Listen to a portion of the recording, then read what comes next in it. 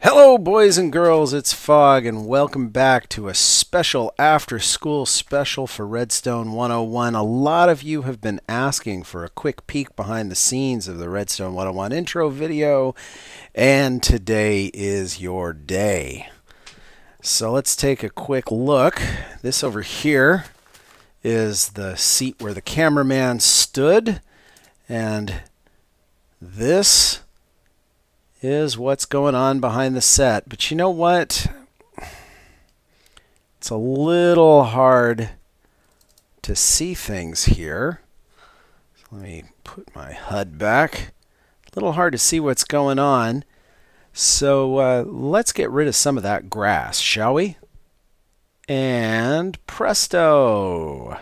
Just like that, we can see what's going on beneath. Now I have to warn you, this was made for a one-off little video segment, and so I didn't spend a whole lot of time making things pretty or as optimal as perhaps they could be.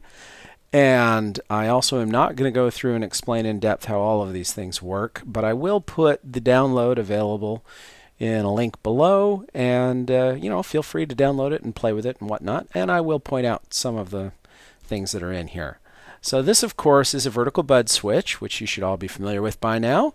When I put the enchanting table on here, it's going to detect that the enchanting table is there. That's going to fire the bud switch, which is going to go through this monostable circuit here, which is going to trigger this piston switch here, which sends a pulse through this monostable circuit here and goes down there, and just sends signals all over the place. But the important thing to note is that it's going to trigger this thing right here, which is a row of double extending block swappers.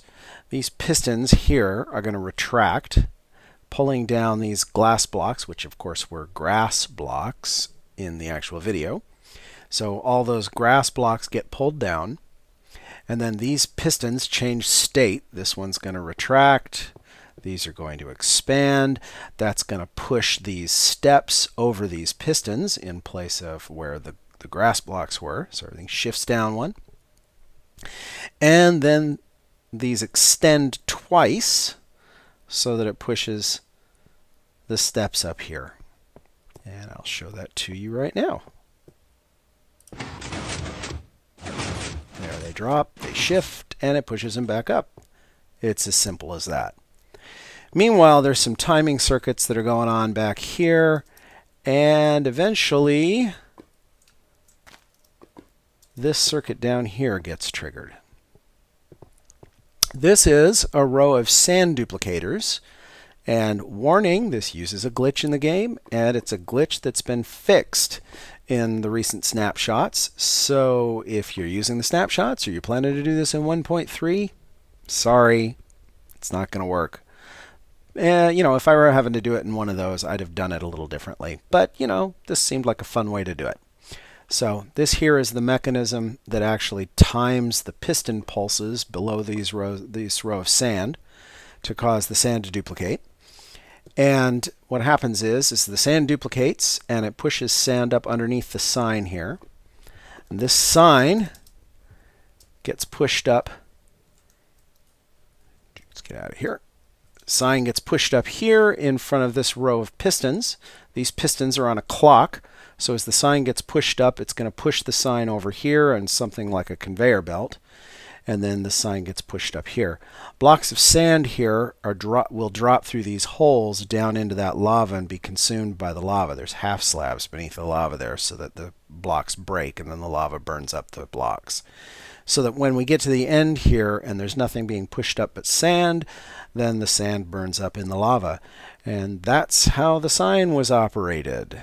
And I can come down here and trigger it manually and show you how that works. So if I throw this switch right there, that should start the process. And you can see here, there's the sand being duplicated right there. And it's pushing up our sign.